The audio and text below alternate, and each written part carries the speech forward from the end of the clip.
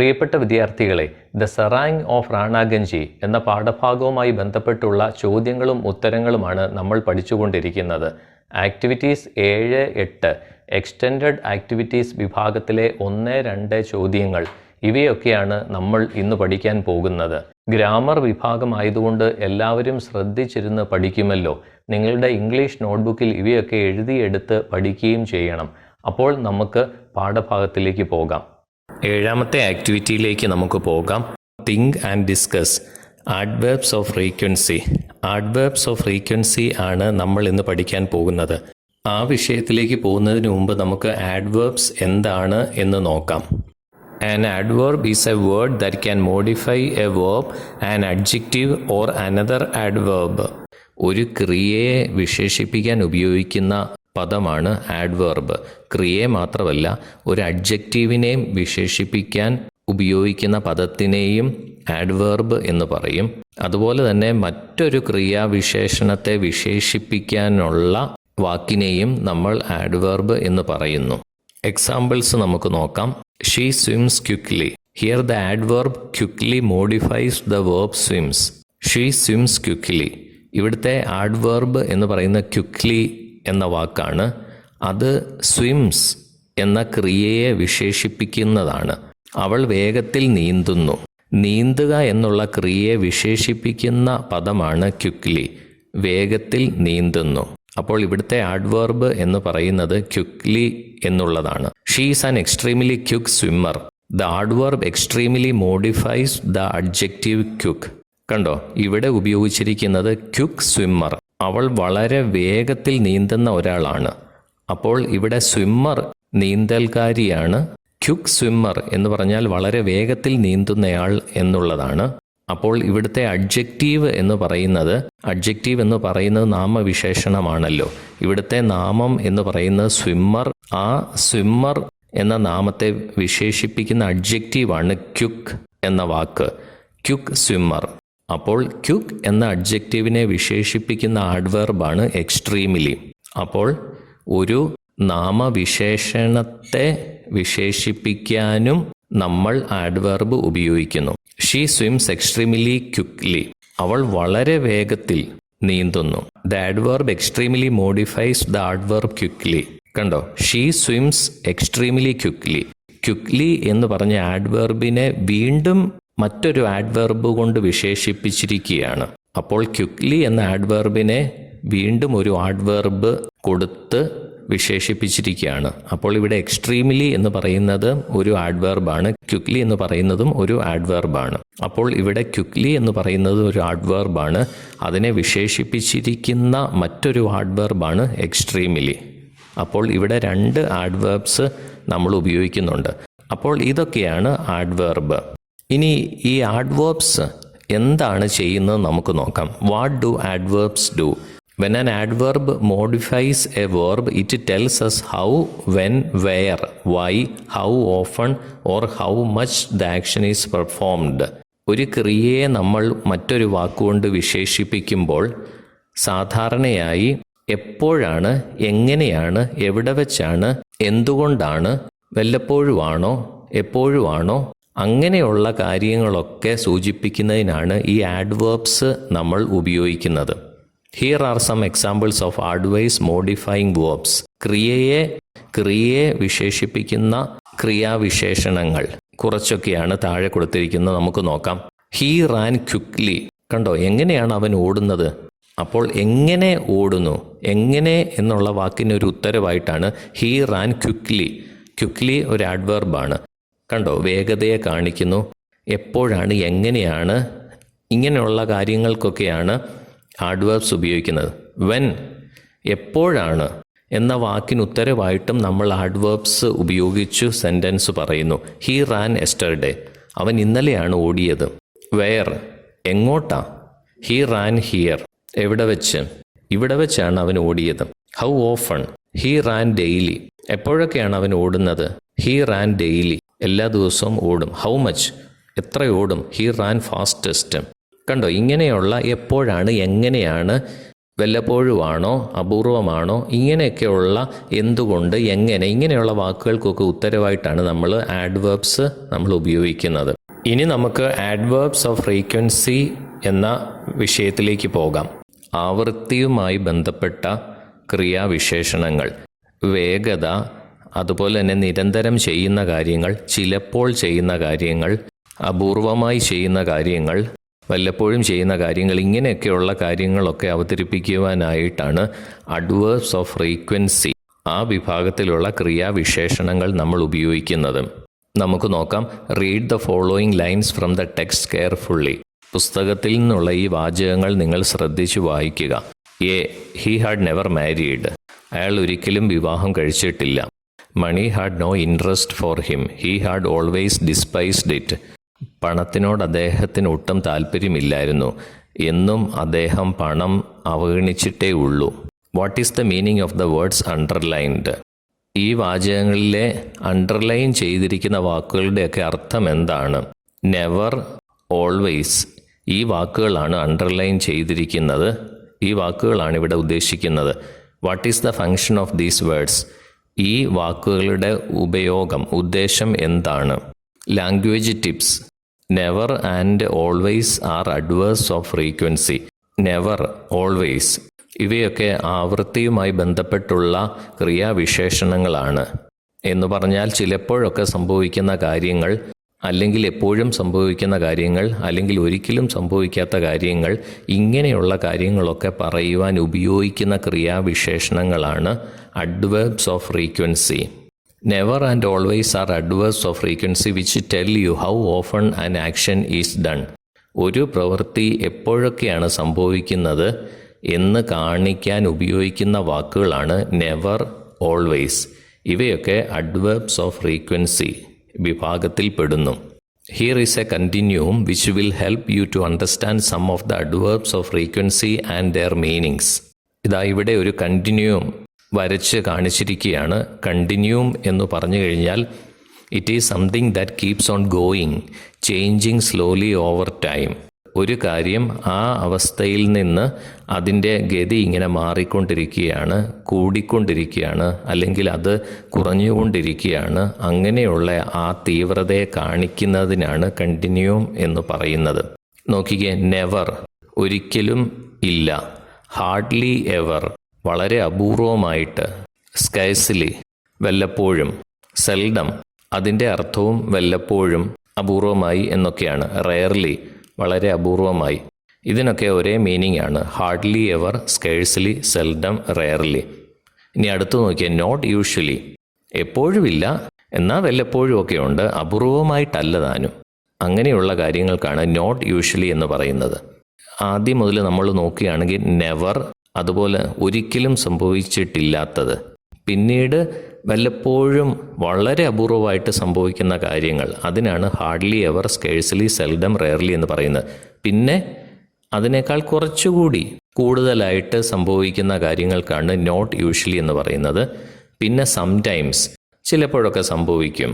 ഇനി frequently usually എന്ന് വെച്ച് കഴിഞ്ഞാൽ അത് സംടൈംസ്, ചിലപ്പോഴൊക്കെ സംഭവിക്കുന്ന കാര്യങ്ങളെക്കാൾ കൂടുതലാണ് ഫ്രീക്വൻ്റ്ലി യൂഷ്വലി എന്ന് നമ്മൾ പറയുമ്പോഴേക്കും. അത് ഇടയ്ക്കിടയ്ക്കൊക്കെ സംഭവിക്കും, അത് ഉറപ്പാണ്. സാധാരണയായി അത് സംഭവിക്കാറുണ്ട്. അങ്ങനെയുള്ളതിനാണ് ഫ്രീക്വൻ്റ്ലി യൂഷ്വലി എന്ന് നമ്മൾ ഉപയോഗിക്കുന്നത്. നോക്കിയേ, റെഗുലർലി, നിയർലി, ഓൾവേസ്. കണ്ടോ, ഇങ്ങനെയുള്ള ക്രിയാവിശേഷണങ്ങൾ നമ്മൾ ഉപയോഗിക്കുന്നത് എപ്പോഴും സംഭവിക്കുന്ന കാര്യങ്ങൾ, നിരന്തരം സംഭവിച്ചുകൊണ്ടിരിക്കുന്ന കാര്യങ്ങൾ, ഏകദേശം മിക്കപ്പോഴും സംഭവിച്ചുകൊണ്ടിരിക്കുന്നു, അങ്ങനെയൊക്കെയുള്ള കാര്യങ്ങൾ പറയുന്നതിനാണ് റെഗുലർലി, നിയർലി, ഓൾവേസ് എന്ന് പറയുന്നത്.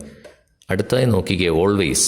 അതൊരു ക്രിയാവിശേഷണമാണ്, എപ്പോഴും സംഭവിക്കുന്ന കാര്യങ്ങളാണ്, അതിന് മാറ്റമില്ല, എപ്പോഴും സംഭവിക്കുന്ന കാര്യങ്ങളാണ്. അപ്പോൾ നിങ്ങൾ നോക്കിക്കേ, ഈ കണ്ടിന്യൂം ഏറ്റവും ആദ്യം നെവർ, ഒരിക്കലും സംഭവിക്കാത്ത കാര്യങ്ങൾ പറയുന്നതിനാണ് നെവർ എന്ന് നമ്മൾ പറയുന്ന. ആ നെവറിൽ നിന്ന് അതിങ്ങനെ കൂടിക്കൂടി അവസാനം വരുമ്പോൾ ഓൾവേസ് എത്തുന്നു. അപ്പോൾ ഒരിക്കലും സംഭവിക്കാത്ത കാര്യങ്ങൾ മുതൽ എപ്പോഴും സംഭവിക്കുന്ന കാര്യം വരെ നമ്മൾ പറയുന്നതിന് ആ കാര്യങ്ങളൊക്കെ എപ്പോഴൊക്കെയാണ് സംഭവിക്കുന്നത് അതിനനുസരിച്ച് ഉള്ള ക്രിയാവിശേഷണങ്ങളാണ് നമ്മൾ കൊടുക്കേണ്ടത്. കണ്ടോ, ഇവിടെ നെവർ എന്ന വാക്കിൽ നിന്ന് അതിൻ്റെ തീവ്രത കൂടിക്കൂടി വരികയാണ്. അപ്പോൾ ഇങ്ങനെ കൂടി കൂടി വരുന്ന ഈ ടേബിളിനാണ് കണ്ടിന്യൂം എന്ന് നമ്മൾ പറയുന്നത്. ഇവിടെ കണ്ടിന്യൂം എന്ന വാക്കിനോ അല്ലെങ്കിൽ അങ്ങനെയുള്ള ഒരു ടേബിളിനോ വലിയ പ്രസക്തിയില്ല. ഇവിടെ ഇത് വരച്ച് കാണിച്ചിരിക്കുന്നത് ഈ വാക്കുകൾ എപ്പോഴൊക്കെയാണ് ഉപയോഗിക്കുന്നത് എന്ന് നിങ്ങളെ കാണിക്കുന്നതിനായിട്ടാണ്. ഇപ്പോൾ നമ്മൾ പഠിച്ചിരിക്കുന്നത് അഡ്വേർബ്സ് ഓഫ് ഫ്രീക്വൻസി. ഒരു കാര്യത്തിൻ്റെ തീവ്രത, ആവൃത്തി, അത് എപ്പോഴൊക്കെ സംഭവിക്കുന്നു, ഇങ്ങനെയുള്ള കാര്യങ്ങൾ പറയുന്നതിന് ഉപയോഗിക്കുന്ന ക്രിയാവിശേഷണങ്ങളാണ് നമ്മൾ പഠിച്ചിരിക്കുന്നത്. ഇപ്പോൾ നിങ്ങൾക്ക് മനസ്സിലായല്ലോ അഡ്വേർബ്സ് ഓഫ് ഫ്രീക്വൻസി എന്താണെന്ന്.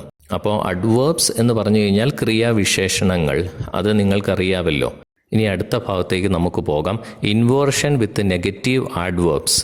Words like never, rarely, seldom, barely, hardly etcetera are negative adverbs. കണ്ടോ, ആഡ്വേർബ്സ് നമ്മൾ പഠിച്ചു. ഇനി നെഗറ്റീവ് ആഡ്വേർബ്സ് ഉണ്ട്. Never, rarely, seldom, barely, hardly etcetera are negative adverbs. Never ഒരിക്കലുമില്ല, റെയർലി വളരെ അപൂർവമായി, സെൽഡം വല്ലപ്പോഴും, ബെയർലി തീരെയില്ല, ഹാർഡ്ലി വളരെ അപൂർവമായി, ഇങ്ങനെയൊക്കെയുള്ള ആഡ്വേർബ്സ് ആണ് negative adverbs. We use these adverbs at the beginning of a sentence to give emphasis. ഇനി ഈ നെഗറ്റീവ് ആഡ്വേർബ്സ് നമ്മൾ ഉപയോഗിക്കുന്നത് ഓരോ വാചകത്തിൻ്റെ തുടക്കത്തിലെ തന്നെയാണ്. കാരണം ഈ നെഗറ്റീവായിട്ടുള്ള വാക്കിൻ്റെ പ്രാധാന്യം എടുത്തു കാട്ടാൻ വേണ്ടി നമ്മൾ വാചകത്തിൻ്റെ ആദ്യം തന്നെ നെഗറ്റീവ് ആഡ്വേർബ്സ് ഉപയോഗിക്കുന്നു. When we begin a sentence with negative adverbs, the word order is inverted. സാധാരണയായി നമ്മൾ ഉപയോഗിക്കുന്ന ഒരു സെൻറ്റൻസിനെ നമ്മൾ നേരെ തിരിച്ചു കൊണ്ടുവരികയാണ് നെഗറ്റീവ് ആഡ്വേർബ്സ് ഉപയോഗിക്കുന്നത് വഴി. അപ്പോൾ നെഗറ്റീവ് ആഡ്വേർബ്സ് ഉപയോഗിച്ചുകൊണ്ട് നമ്മളൊരു സെൻറ്റൻസ് എഴുതുമ്പോൾ ഇതാണ് format. Negative adverb plus auxiliary verb plus subject. Negative adverb, auxiliary verb, subject, ഇങ്ങനെ ഉള്ള ഒരു വേർഡ് ഓർഡർ ആയിരിക്കണം ഒരു സെൻറ്റൻസ് നമ്മൾ എഴുതുമ്പോൾ. നെഗറ്റീവ് ആഡ്വേർബ്സ് നമ്മൾ ഉപയോഗിക്കുമ്പോൾ ഇങ്ങനെയുള്ള വേർഡ് ഓർഡറാണ് ഒരു സെൻറ്റൻസിൽ ഉണ്ടാവേണ്ടത്. ഓക്സിലറി വെർബ്സ് എന്തൊക്കെയാണെന്ന് നിങ്ങൾക്കറിയാമല്ലോ. ഒന്നുകൂടി പറയാം. ഓക്സിലറി വെർബ്സ് എന്താണെന്ന് നമുക്ക് നോക്കാം. An auxiliary verb is a verb that is used together with a main verb to show time and continuity. Auxiliary verbs എന്താണെന്ന് നമുക്ക് നോക്കാം. ഓക്സിലറി വേർബ്സ് എന്ന് പറഞ്ഞു കഴിഞ്ഞാൽ സഹായ ക്രിയകളാണ്, ഹെൽപ്പിംഗ് വേർബ്സ്. നമുക്കറിയാം ഒരു സെൻറ്റൻസ് എന്ന് പറഞ്ഞു കഴിഞ്ഞാൽ സബ്ജക്റ്റ്, വെർബ്, ഓക്സിലറി വെർബ് ഇവയൊക്കെ അടങ്ങിയതാണ് ഒരു സെൻറ്റൻസ് എന്ന് പറയുന്നത്. അപ്പോൾ ഓക്സിലറി വേർബ്സ് കൊണ്ട് ഉദ്ദേശിക്കുന്നത് അവ ഹെൽപ്പിംഗ് വേർബ്സ് ആണ്, സഹായ ക്രിയകൾ. ക്രിയകളെ സഹായിക്കുവാൻ വേണ്ടിയുള്ളതാണ് ഓക്സിലറി വേർബ്സ്. സഹായ ക്രിയകളാണ് ഓക്സിലറി വേർബ്സ്. ആരെയാണ് സഹായിക്കുന്നത്? വെർബിനെ, ക്രിയകളെ. ഒരു പ്രവൃത്തി അത് എപ്പോഴാണ് ചെയ്തത്, എങ്ങനെയാണ് ചെയ്തത്, എന്തുകൊണ്ടാണ് ചെയ്തത്, ഇങ്ങനെയുള്ള കാര്യങ്ങളെയൊക്കെ തീരുമാനിക്കുന്നത് അത് ഏത് ടെൻസിലാണ്, പാസ്റ്റ് ടെൻസ് ആണോ, ഫ്യൂച്ചർ ആണോ, പ്രസൻറ്റ് ടെൻസ് ആണോ, ഇവയൊക്കെ തീരുമാനിക്കുന്നത് ഓക്സിലറി വേർബ്സ് ആണ്. അതുകൊണ്ട് ഓക്സിലറി വേർബ്സിൻ്റെ സഹായമില്ലാതെ നമുക്ക് ഒരു വേർബ് ഒരു സെൻറ്റൻസിൽ എഴുതാൻ സാധിക്കത്തില്ല. അതുകൊണ്ടാണ് ഓക്സിലറി വേർബ്സിനെ ഹെൽപ്പിംഗ് വേർബ്സ്, സഹായ ക്രിയകൾ എന്ന് പറയുന്നത്. ഇതൊക്കെയാണ് auxiliary verbs. Am, is, are. Was, were, has, have, had, do, does, did, will, would, shall, should, can, could, may, might, must, be, been, being. ഇവയൊക്കെയാണ് ഓക്സിലറി വേർബ്സ്. ഒരു സെൻറ്റൻസിൻ്റെ അകത്ത് സബ്ജക്റ്റ്, വെർബ് ഇവയൊക്കെ കാണും. സബ്ജക്റ്റിനെ സഹായിക്കാനായി കുറച്ച് ആൾക്കാർ കാണും, അതുപോലെ തന്നെ വെർബിനെ സഹായിക്കുവാനായി കുറച്ച് ആൾക്കാർ കാണും. വെർബിനെ സഹായിക്കുക എന്ന് പറഞ്ഞു കഴിഞ്ഞാൽ, ക്രിയയെ സഹായിക്കുക എന്ന് പറഞ്ഞു കഴിഞ്ഞാൽ ആ ക്രിയ എപ്പോഴാണ് നടന്നത്, എങ്ങനെയാണ് നടന്നത്, അത് ഏത് ടെൻസിലാണ്, ഇങ്ങനെയുള്ള കാര്യങ്ങളെ നമുക്ക് മുമ്പിൽ അവതരിപ്പിച്ച് കാട്ടുകയാണ് ഓക്സിലറി വേർബ്സ്. ഇനി നമുക്ക് നേരത്തെ പഠിച്ച ഭാഗത്തിലേക്ക് നമുക്ക് പോകാം. നെഗറ്റീവ് ആഡ്വേർബ്സ് നമ്മൾ പഠിച്ചുകൊണ്ടിരിക്കുകയായിരുന്നു. എന്തൊക്കെയാണ് negative adverbs? Never, rarely, seldom, barely, hardly ഇവയൊക്കെയാണ് നെഗറ്റീവ് ആഡ്വേർബ്സ്. അപ്പോൾ ഈ നെഗറ്റീവ് ആഡ്വേർബ്സ് നമ്മൾ ഉപയോഗിക്കുമ്പോൾ അതിന് പ്രത്യേകിച്ചൊരു വേർഡ് ഓർഡർ ഉണ്ട്. അപ്പോൾ ഈ നെഗറ്റീവ് ആഡ്വേർബ്സ് നമ്മൾ ഉപയോഗിക്കുമ്പോൾ അതിനൊരു ഫോർമാറ്റ് ഉണ്ട്, ഒരു ഓർഡർ ഉണ്ട്. എന്താണ് ആ order? Negative adverb, auxiliary verb, subject. ഇങ്ങനെയാണ് സെൻറ്റൻസിലെ വേർഡ് ഓർഡർ. ആദ്യം നമ്മൾ നെഗറ്റീവ് ആഡ്വേർബ് ഉപയോഗിക്കുന്നു, അതിനുശേഷം ഓക്സിലറി വെർബ് ഉപയോഗിക്കുന്നു, പിന്നെ സബ്ജക്റ്റ്. ഇങ്ങനെയാണ് ഈ സെൻറ്റൻസിൻ്റെ വേർഡ് ഓർഡർ പോകുന്നത്. നമുക്ക് ഉദാഹരണങ്ങളിലേക്ക് പോകാം. Hardly had I reach the station when the train arrived. ഞാൻ സ്റ്റേഷനിലേക്ക് വന്ന ഉടൻ തന്നെ ട്രെയിൻ എത്തിച്ചേർന്നു. Not hardly I had reach the station. കണ്ടോ, hardly I had reach the station എന്ന് എഴുതാൻ നമുക്ക് തോന്നും, പക്ഷേ അങ്ങനെയല്ല. Hardly had I reach the station. Hardly negative ആഡ്വേർബാണ്, ഹാഡ് ഓക്സിലറി വെർബാണ്, ഐ സബ്ജക്റ്റ് ആണ്. അപ്പോൾ ഇങ്ങനെ നെഗറ്റീവ് ആഡ്വേർബ്, ഓക്സിലറി വെർബ്, അതുപോലെ തന്നെ സബ്ജക്റ്റ്, ഇങ്ങനെയാണ് ആ വേർഡ് ഓർഡർ പോകുന്നത്. Seldom have I seen such a mess. വളരെ അപൂർവമായി മാത്രമേ ഇത്രയും ഒരു കുഴപ്പം ഞാൻ കണ്ടിട്ടുള്ളൂ. Not seldom I have seen such a mess. കണ്ടോ, seldom I have seen such a mess എന്ന് എഴുതാൻ തോന്നും, പക്ഷെ അങ്ങനെയല്ല.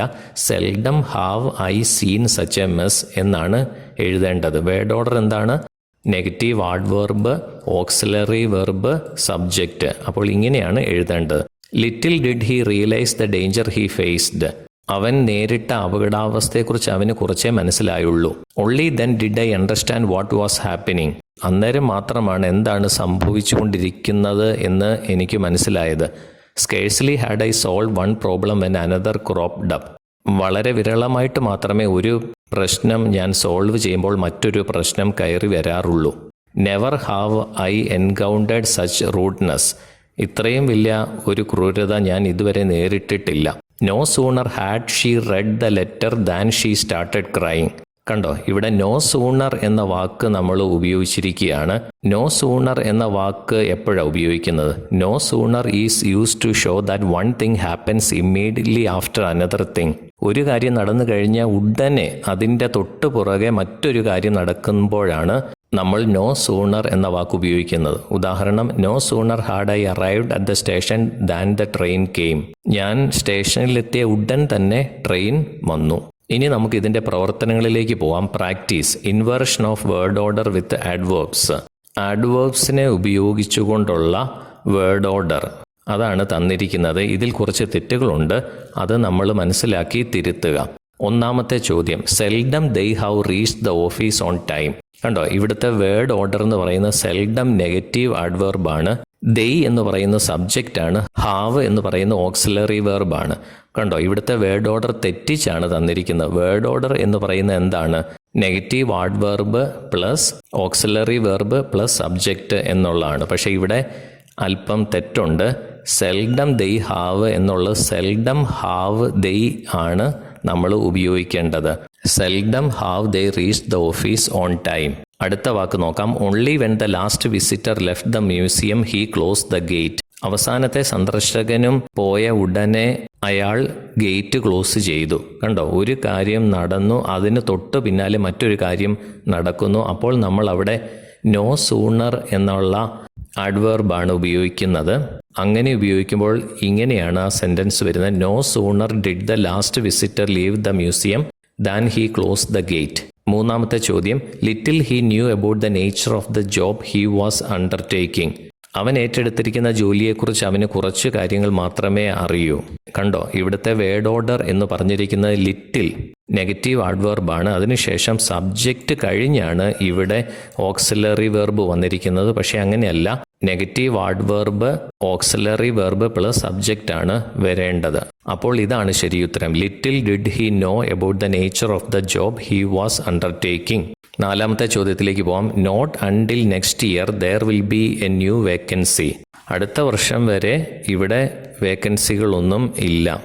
നോട്ട് അണ്ടിൽ നെക്സ്റ്റ് ഇയർ എന്ന് പറയുന്നത് ഒരു നെഗറ്റീവായിട്ടുള്ള കാര്യമാണ്.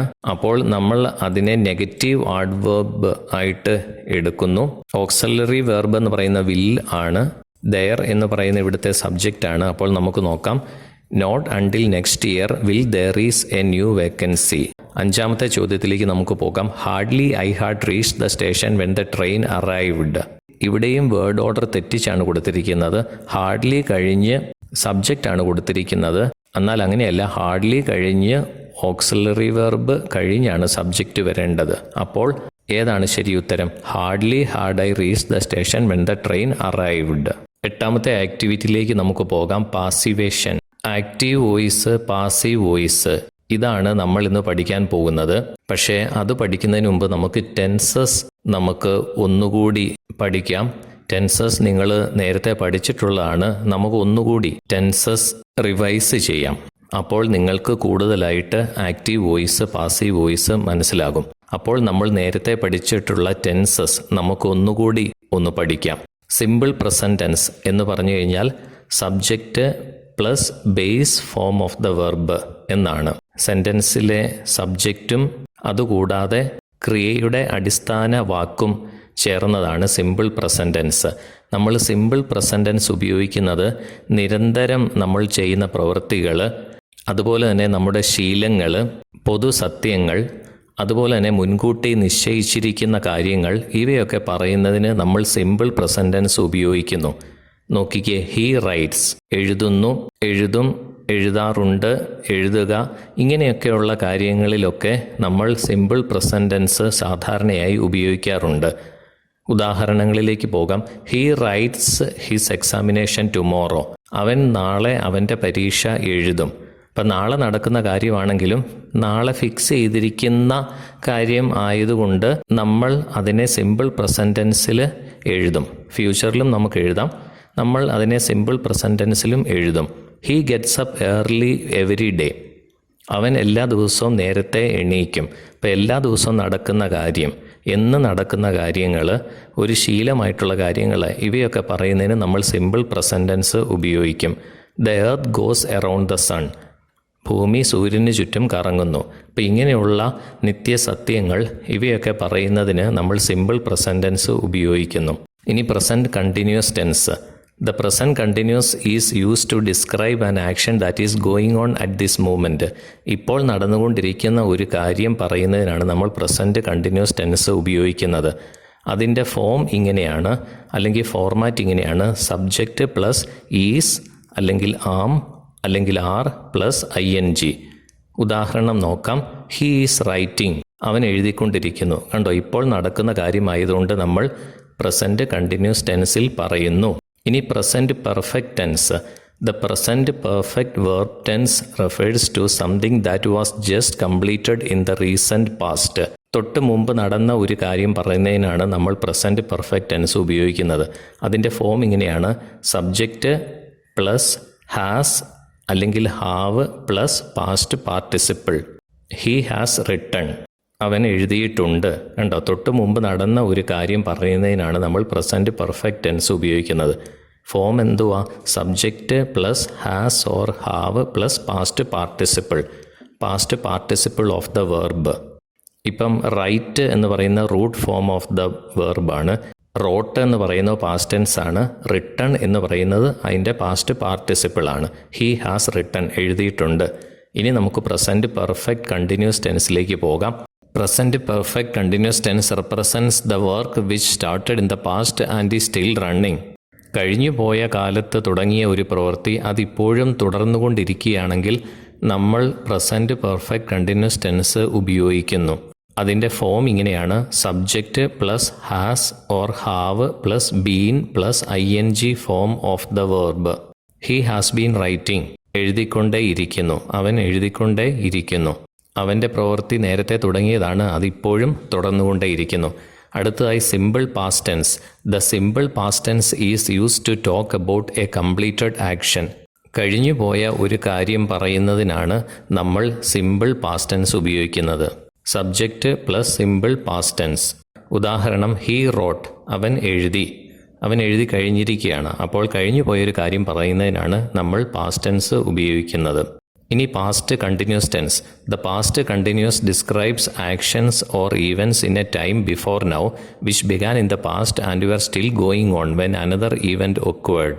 പാസ്റ്റ് കണ്ടിന്യൂസ് ടെൻസ് നമ്മൾ ഉപയോഗിക്കുന്നത് കഴിഞ്ഞുപോയ ഒരു കാര്യം ഒരു ഘട്ടത്തിൽ തുടങ്ങുകയും മറ്റൊരു ഘട്ടം വരെ തുടർന്നുകൊണ്ടേ ഇരിക്കുകയും ചെയ്യുന്നു.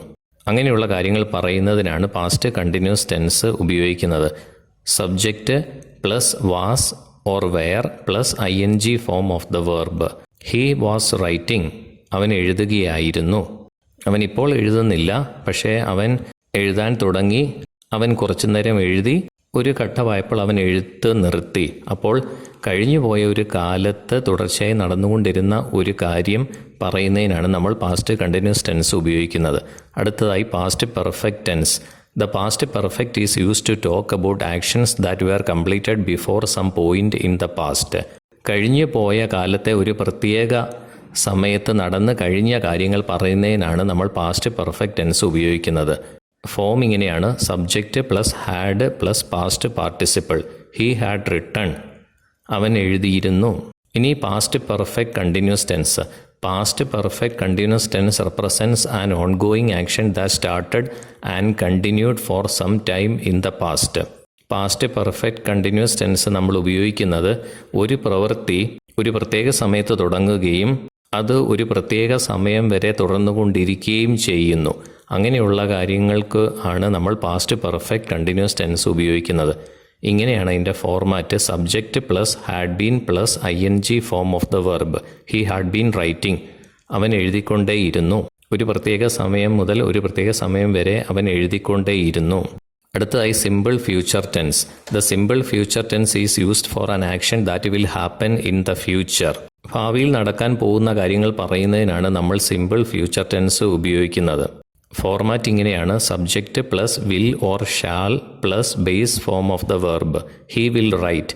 റൈറ്റ് എന്ന് പറയുന്ന ബേസ് ഫോം ഓഫ് ദ വെർബാണ്. ഹി വിൽ റൈറ്റ്, അവൻ എഴുതും. അവൻ ഉടനെ എഴുതും. ഭാവിയിൽ നടക്കാൻ പോകുന്ന ഒരു കാര്യം പറയുന്നതിനാണ് നമ്മൾ സിമ്പിൾ ഫ്യൂച്ചർ ടെൻസിൽ പറയുന്നത്. അടുത്തതായി future continuous tense. The future continuous tense is a verb tense that indicates that something will happen in the future and continue for an expected length of time. ഒരു പ്രവൃത്തി അത് ഭാവിയിൽ തുടങ്ങുകയും കുറച്ച് നാൾ തുടർന്നുകൊണ്ടേ ഇരിക്കുകയും ചെയ്യുന്ന ഒരു കാര്യത്തിനാണ് ഫ്യൂച്ചർ കണ്ടിന്യൂസ് ടെൻസ് ഉപയോഗിക്കുന്നത്. Subject plus will or shall plus B plus ING. ഇതാണ് format. He will be writing, അവൻ എഴുതിക്കൊണ്ടിരിക്കും. ഭാവിയിലെ ഒരു പ്രത്യേക സമയത്ത് നടന്നുകൊണ്ടിരിക്കാൻ പോകുന്ന കാര്യങ്ങൾക്കാണ് നമ്മൾ ഇങ്ങനെ ഫ്യൂച്ചർ കണ്ടിന്യൂസ് ടെൻസ് ഉപയോഗിക്കുന്നത്. Future perfect tense. The future perfect is a verb tense use for actions that will be completed before some other point in the future. Future perfect tense നമ്മൾ ഉപയോഗിക്കുന്നത് ഭാവിയിൽ ഒരു പ്രത്യേക സമയത്തിന് മുമ്പ് നടന്നു കഴിയാൻ പോകുന്ന കാര്യങ്ങൾ പറയുന്നതിനാണ് ഫ്യൂച്ചർ പെർഫെക്റ്റ് ടെൻസ് ഉപയോഗിക്കുന്നത്. ഫോർമാറ്റ് ഇങ്ങനെയാണ്: subject plus will or shall plus have plus past participle. He will have written, അവൻ എഴുതിയിരിക്കും. ഭാവിയിലെ ഒരു പ്രത്യേക സമയത്ത് നടന്ന് കഴിയാൻ പോകുന്ന കാര്യങ്ങൾ അവൻ ആ പ്രത്യേക സമയത്ത് എഴുതിയിരിക്കും. He will have written. ഇനി future perfect continuous tense. Future perfect continuous tense represents a continuous action which will have been in progress at a period of time in future. Future perfect continuous tense നമ്മൾ ഉപയോഗിക്കുന്നത് ഭാവിയിലെ ഒരു പ്രത്യേക സമയം മുതൽ ഒരു പ്രത്യേക സമയം വരെ തുടർന്നുകൊണ്ടിരിക്കുന്ന കാര്യങ്ങൾ പറയുന്നതിനാണ് ഫ്യൂച്ചർ പെർഫെക്റ്റ് കണ്ടിന്യൂസ് ടെൻസ് ഉപയോഗിക്കുന്നത്. Format subject plus will or shall plus have plus been plus ING. ഉദാഹരണം: he will have been writing, അവൻ എഴുതിക്കൊണ്ടേയിരിക്കും. ഒരു പ്രത്യേക സമയം മുതൽ ഒരു പ്രത്യേക സമയം വരെ അവൻ എഴുതിക്കൊണ്ടിരിക്കും ഭാവിയിൽ. ഇങ്ങനെയുള്ള കാര്യങ്ങൾ പറയുന്നതിനാണ് ഫ്യൂച്ചർ പെർഫെക്റ്റ് കണ്ടിന്യൂസ് ടെൻസ് ഉപയോഗിക്കുന്നത്. നമ്മൾ ടെൻസസ് പഠിച്ചു കഴിഞ്ഞിരിക്കുകയാണ്. ഇനി നമുക്ക് ആക്റ്റീവ് വോയിസ്, പാസീവ് വോയിസ് ഇവ പഠിക്കാനായിട്ട് പോകാം. പാസിവേഷൻ ആണ് നമ്മൾ പഠിക്കാൻ പോകുന്നത്. 8ാമത്തെ ആക്ടിവിറ്റിയാണിത്. In English grammar, passivation is the transformation of a sentence from an active form to a passive form. Passivation എന്ന് പറഞ്ഞു കഴിഞ്ഞാൽ ഒരു സെൻറ്റൻസ് അതിൻ്റെ ആക്റ്റീവ് വോയിസിൽ നിന്ന് പാസീവ് വോയിസിലേക്ക് ആക്കുന്നതിനെയാണ് നമ്മൾ പാസിവേഷൻ എന്ന് പറയുന്നത്. In the passive sentence, the doer of the action is unknown, unwanted or unneeded in the sentence. ഒരു സെൻറ്റൻസിനെ നമ്മൾ ആക്റ്റീവ് വോയിസിൽ നിന്ന് പാസീവ് വോയിസിലേക്ക് ആക്കുമ്പോഴേക്കും അതിൻ്റെ സബ്ജക്റ്റിന് വലിയ പ്രാധാന്യം കൊടുക്കുന്നില്ല, അല്ലെങ്കിൽ ആ സബ്ജക്റ്റ് ആ സെൻറ്റൻസിൽ എഴുതേണ്ട ആവശ്യവുമില്ല. ആക്റ്റീവ് വോയിസിൽ നിന്ന് പാസീവ് വോയിസിലേക്ക് വരുമ്പോൾ ഉണ്ടാകുന്ന മാറ്റമാണ് ഇവിടെ പറയുന്നത്. The writer wishes to emphasise the action of the sentence rather than the doer of the action. Passive sentence വരുമ്പോഴേക്കും പ്രവൃത്തിക്കാണ് പ്രാധാന്യം, പ്രവൃത്തി ചെയ്ത വ്യക്തിക്ക് പ്രാധാന്യം അവിടെ കൊടുക്കുന്നില്ല. ഉദാഹരണത്തിന് രാമ കിൽഡ് രാവണ, അത് ആക്റ്റീവ് വോയിസ് ആണ്. രാമ കിൽഡ് രാവണ, രാമൻ രാവണയെ കൊന്നു. അപ്പോൾ ഇവിടെ രാമനാണ് കൂടുതൽ പ്രാധാന്യം. പക്ഷേ പാസീവ് വോയിസ് വരുമ്പോൾ Ravana was killed by Rama. അപ്പോൾ പാസീവ് വോയിസിൽ രാവണ വാസ് കിൽഡ്, രാവണൻ കൊല്ലപ്പെട്ടു എന്നുള്ളതാണ് പ്രാധാന്യം. ബൈ രാമ എന്നുള്ളത് നമ്മൾ എഴുതിയാലും എഴുതിയില്ലെങ്കിലും കുഴപ്പമില്ല. ആ സെന്റൻസിൽ പ്രവൃത്തിക്കാണ് പ്രാധാന്യം കൊടുക്കുന്നത്. To know how a sentence is converted in passive voice from active voice, we need to go through certain rules with examples based on it. ഒരു വാചകം നമ്മൾ ആക്റ്റീവ് വോയിസിൽ നിന്ന് പാസീവ് വോയിസിലേക്ക് മാറ്റുമ്പോൾ നമ്മൾ കുറച്ച് നിയമങ്ങളൊക്കെ പഠിച്ചിരിക്കണം. ആ നിയമങ്ങൾ അനുസരിച്ച് വേണം നമ്മൾ പാസീവ് വോയിസിലേക്ക് മാറ്റുവാൻ. ആക്റ്റീവ് വോയിസ് സെൻറ്റൻസ് എന്ന് പറഞ്ഞു കഴിഞ്ഞാൽ subject plus verb plus target ആണ്. ആക്റ്റീവ് വോയിസിൽ സബ്ജക്റ്റിനാണ് പ്രാധാന്യം കൊടുത്തിരിക്കുന്നത്. പാസീവ് വോയിസ് സെൻറ്റൻസ് എന്ന് പറയുമ്പോൾ target plus verb plus subject. ഇവിടെ നമുക്ക് നോക്കുമ്പോൾ അറിയാം സബ്ജക്റ്റിന് പ്രാധാന്യം അവസാനമാണ് കൊടുത്തിരിക്കുന്നത്. ആക്റ്റീവ് വോയിസിൽ സബ്ജക്റ്റിന് പ്രാധാന്യം ആദ്യം കൊടുക്കുന്നു, എന്നാൽ പാസീവ് വോയിസിൽ ടാർഗറ്റിനാണ് നമ്മൾ പ്രാധാന്യം കൊടുക്കുന്നത്. ചെയ്യുന്ന പ്രവൃത്തിയാണ് പ്രധാനപ്പെട്ടത്, അല്ലാതെ പ്രവൃത്തി ചെയ്ത ആളല്ല. അപ്പോൾ ആക്റ്റീവ് വോയിസിലെ സബ്ജക്റ്റ് എന്ന് പറയുന്നത് പാസീവ് വോയിസിൽ ഏറ്റവും അവസാനം വരുന്ന കാര്യമാണ്. ആക്റ്റീവ് വോയിസിൻ്റെ ഉദാഹരണങ്ങളിലേക്ക് നമുക്ക് പോകാം. For example, here is A short active voice sentence. ഇവിടെ ഒരു ആക്റ്റീവ് വോയിസ് സെൻറ്റൻസ് തന്നിരിക്കുകയാണ്. ഇതാണ് ആ സെൻറ്റൻസ്, രാമ കിൽഡ് രാവണ. ഇതിലെ ആക്ടർ, പ്രവൃത്തി ചെയ്യുന്നയാൾ എന്ന് പറയുന്നത് രാമ ആണ്. പ്രവൃത്തി എന്ന് പറയുന്നത് കിൽ എന്നുള്ള ആ വാക്കാണ്. ടാർഗറ്റ് എന്ന് പറയുന്നത് രാവണ. നമുക്കെല്ലാവർക്കും അറിയാവുന്ന ഒരു വാചകമാണിത്, രാമ കിൽഡ് രാവണ.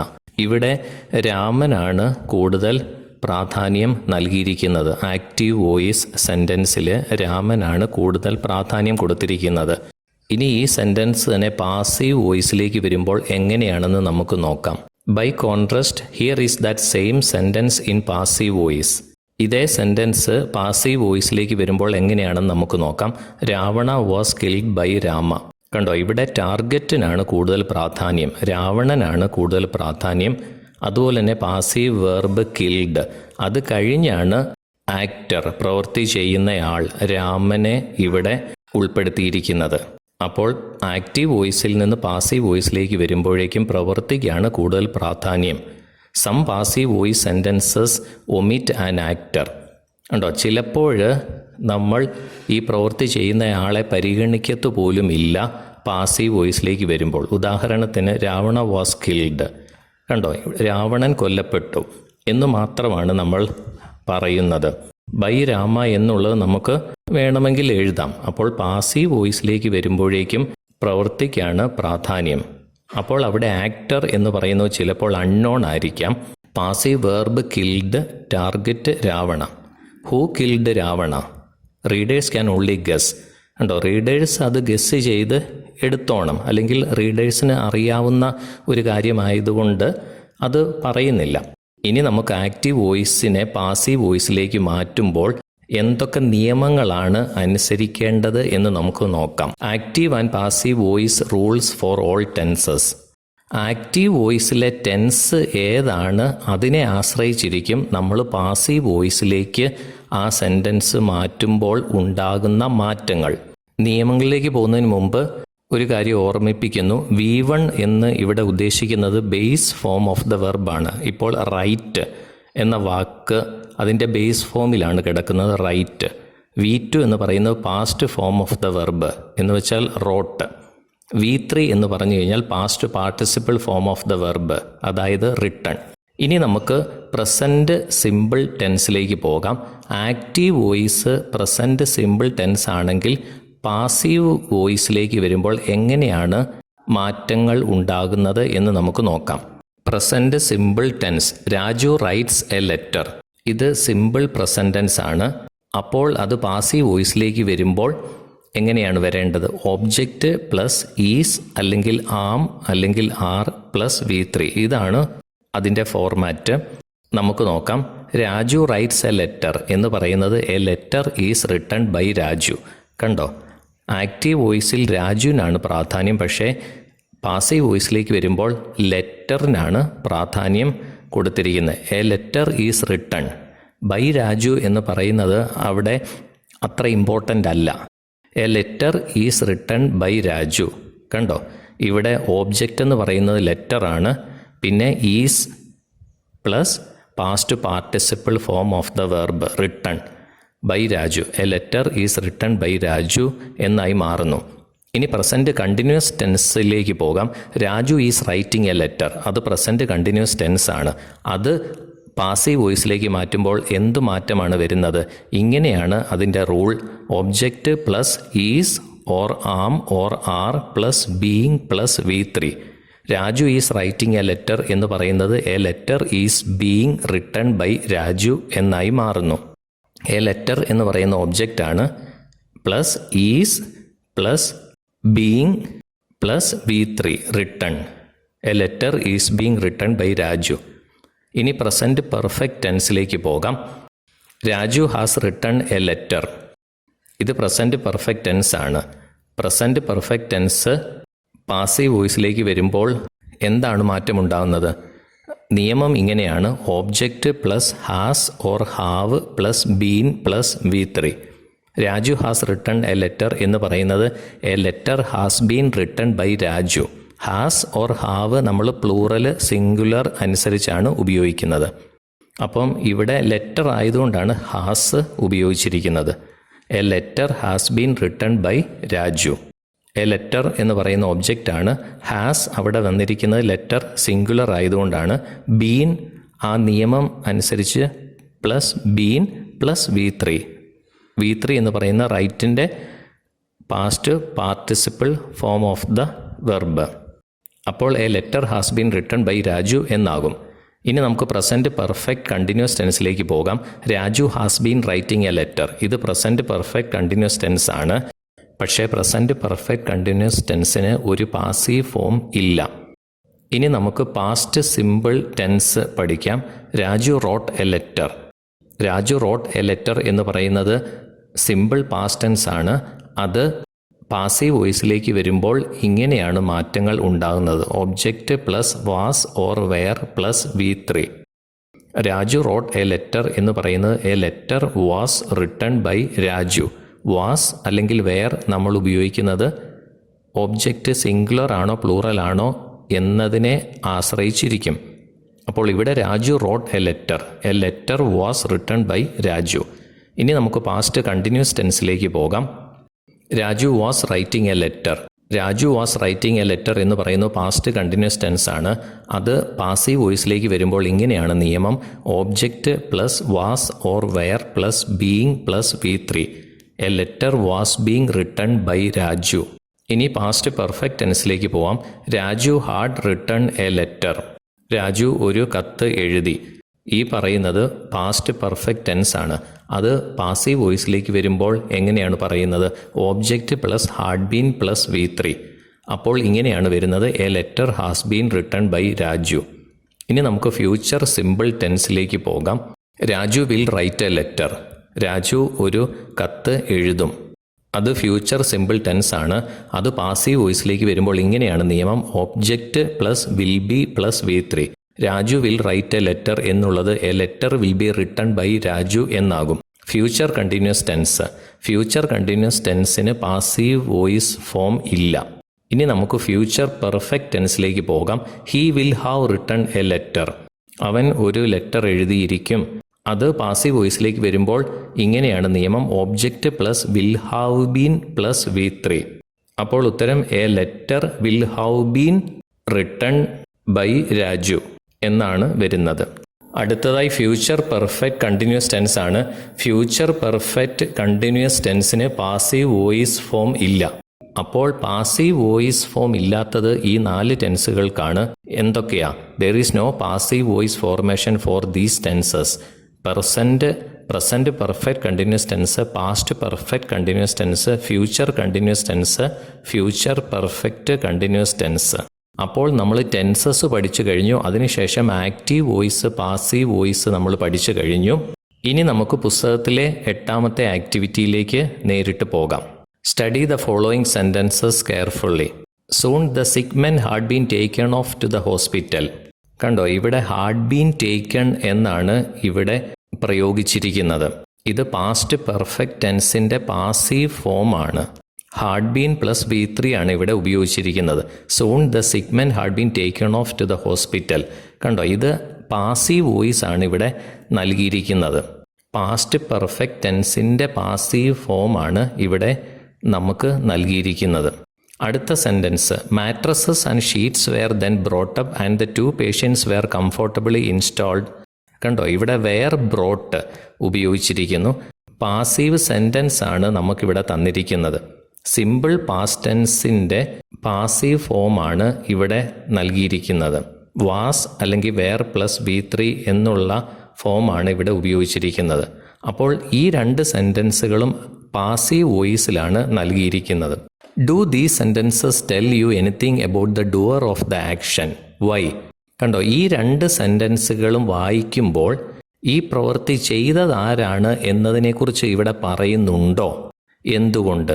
കണ്ടോ, നമ്മൾ ഈ 2 സെൻറ്റൻസ് നോക്കുമ്പോൾ നമുക്ക് മനസ്സിലാക്കാൻ സാധിക്കും ഇവിടെ ഈ പ്രവൃത്തികൾ ചെയ്തതാരാണെന്ന് ഈ 2 സെൻറ്റൻസുകളിലും പറഞ്ഞിട്ടില്ല. കാരണം ഇത് പാസീവ് വോയിസിൽ ആണ് ഈ സെൻറ്റൻസുകൾ നൽകിയിരിക്കുന്നത്. അവിടെ ആരാണ് പ്രവൃത്തി ചെയ്യുന്നത് എന്നുള്ളതിന് പ്രാധാന്യമില്ല. അപ്പോൾ ആക്റ്റീവ് വോയിസ്, പാസീവ് വോയിസ് പഠിച്ചതുകൊണ്ട് നമുക്ക് അറിയാം ഈ 2 സെൻറ്റൻസുകൾ പാസീവ് വോയിസിലാണ് തന്നിരിക്കുന്നത്. ഇവിടെ ചെയ്തതാരാണ്, ഈ പ്രവൃത്തി ചെയ്തതാരാണ് എന്നതിനെക്കുറിച്ച് മെൻഷൻ ചെയ്യേണ്ട ആവശ്യം ഇല്ല. These sentences do not tell us anything about the doer of the action because they are in passive forms. ഈ സെൻറ്റൻസുകൾ പാസീവ് ഫോമിലായതുകൊണ്ട് പ്രവൃത്തി ചെയ്തതാരാണ് എന്നതിനെക്കുറിച്ച് ഇവിടെ മെൻഷൻ ചെയ്യുന്നില്ല. അടുത്തതായി ചോദിച്ചിരിക്കുന്നു, rewrite these sentences without changing the meaning. ഇതിൻ്റെ അർത്ഥം മാറാതെ പുതിയ രീതിയിൽ എഴുതുക. Begin the sentences with they. They എന്ന വാക്ക് ഉപയോഗിച്ചുകൊണ്ട് തുടങ്ങി ഈ സെൻറ്റൻസുകൾ ഒന്നുകൂടി എഴുതുക. ഈ വാചകങ്ങൾ, അതായത് ഈ പാസീവ് സെൻറ്റൻസസ് ദെയ് എന്ന വാക്കിൽ തുടങ്ങാനാണ് ആവശ്യപ്പെട്ടിരിക്കുന്നത്. അതായത് ഈ 2 വാചകങ്ങളും ഇപ്പോൾ പാസീവ് ഫോമിലാണ്. അത് ആക്റ്റീവ് വോയിസിലേക്ക് മാറ്റണം. നമുക്ക് നോക്കാം. Soon the sick men had been taken off to the hospital. കണ്ടോ, ഇവിടെ ഹാഡ് ബീൻ പ്ലസ് V3 ആണ് ഉപയോഗിച്ചിരിക്കുന്നത്.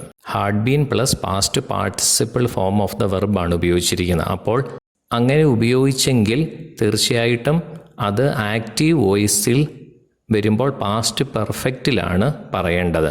They had soon taken off the sick men to the hospital. കണ്ടോ, ഇവിടെ ആക്റ്റീവ് വോയിസിലേക്ക് വരുമ്പോൾ they, അവർ, പ്രവൃത്തി ചെയ്യുന്ന ആളുകൾക്ക് പ്രാധാന്യം കൊടുത്തിരിക്കുന്നു. They had soon taken off the sick men to the hospital. അത് ആക്റ്റീവ് വോയിസ് ആണ്. രണ്ടാമത്തെ, mattresses and sheets were then brought up and the 2 patients were comfortably installed. കണ്ടോ, was or were plus V3. Was or were plus past participle form of the വെർബാണ് ഇവിടെ ഉപയോഗിച്ചിരിക്കുന്നത്. അതുകൊണ്ട് തന്നെ active വോയിസിലേക്ക് വരുമ്പോൾ അത് സിമ്പിൾ പാസ്റ്റ് ആയിരിക്കും. ദെയ് ചേർത്ത് നമ്മൾ എഴുതുന്നു. They then brought up mattresses and sheets and install the 2 patients comfortably. ഇനി നോക്കിക്കേ, അടുത്ത ഭാഗത്തിലേക്ക് നമുക്ക് പോകാം. Given below is a flow chart that offers you clues about the steps taken by Cronin and Hasan to prevent the spreading of small pox in the ship. താഴെ കൊടുത്തിരിക്കുന്ന ഈ ചാർട്ടിൽ കുറച്ച് സെൻറ്റൻസുകൾ നൽകിയിരിക്കുകയാണ്. സെൻറ്റൻസുകളായിട്ടല്ല, ക്ലൂസ് ആണ് നൽകിയിരിക്കുന്നത്. കുറച്ച് കുറിപ്പുകൾ മാത്രമാണ് നൽകിയിരിക്കുന്നത്. ഹസനും അതുപോലെ തന്നെ ഡോക്ടറായ ക്രോണിനും സ്മോൾ പോക്സ് പടരാതിരിക്കുന്നതിനായി ചെയ്ത കാര്യങ്ങൾ, അവർ ചെയ്ത കാര്യങ്ങൾ ആണ് ഇവിടെ കുറിപ്പുകളായിട്ട് കൊടുത്തിരിക്കുന്നത്. Go through it carefully. വളരെ സൂക്ഷ്മതയോടെ നിങ്ങൾ ഇത് വായിക്കുക. And prepare A report of how they control the spreading of small pox in the ship. അതിനുശേഷം ഈ കുറിപ്പുകളെല്ലാം കൂടെ വെച്ചുകൊണ്ട് ഒരു റിപ്പോർട്ട് തയ്യാറാക്കുക. എങ്ങനെയാണ് അവർ സ്മോൾ പോക്സ് നിയന്ത്രിച്ചത് എന്നുള്ളതിനെക്കുറിച്ച്. അപ്പോൾ നമ്മൾ മുകളിൽ ആക്റ്റീവ് വോയിസ് പാസീവ് വോയിസ് എല്ലാം നമ്മൾ പഠിച്ചാണ് വന്നിരിക്കുന്നത്. അപ്പോൾ ഈ ക്ലൂസ്, ഈ കുറിപ്പുകളെല്ലാം നൽകിയിരിക്കുന്നത് ആക്റ്റീവ് വോയിസിലാണ്. നമ്മളത് റിപ്പോർട്ട് ചെയ്യുമ്പോൾ നമ്മളത് പാസീവ് വോയിസിലാക്കി റിപ്പോർട്ട് ചെയ്യണം. അപ്പോൾ നമ്മൾ ഒരു ആക്റ്റീവ് വോയിസിനെ പാസീവ് വോയിസിലേക്ക് മാറ്റുമ്പോൾ നമ്മൾ ആക്റ്റീവ് വോയിസ് ആ സെൻറ്റൻസ് ഏത് ടെൻസിലാണെന്ന് നോക്കിയിട്ടാണ് നമ്മൾ നിയമം അനുസരിച്ച് പാസീവ് വോയിസിലേക്ക് മാറ്റുന്നത്. അപ്പോൾ നമുക്ക് നോക്കാം. 2 duck lascars with fever brought to Cronin. കണ്ടോ, ബ്രോട്ട് ഇവിടെ പാസ്റ്റ് ടെൻസ് ഉപയോഗിച്ചിരിക്കുന്നത്. പാസ്റ്റ് ടെൻസ് ആണെങ്കിൽ നമ്മൾ പാസീവ് വോയിസിലേക്ക് കൺവേർട്ട് ചെയ്യുമ്പോൾ was or were plus V3 എന്ന് പറയുന്ന past participle form of the verb.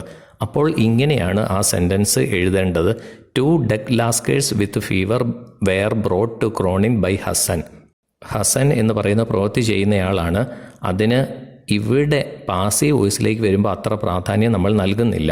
By Hasan എന്ന് നമ്മൾ ജസ്റ്റ് എഴുതുന്നതേ ഉള്ളൂ.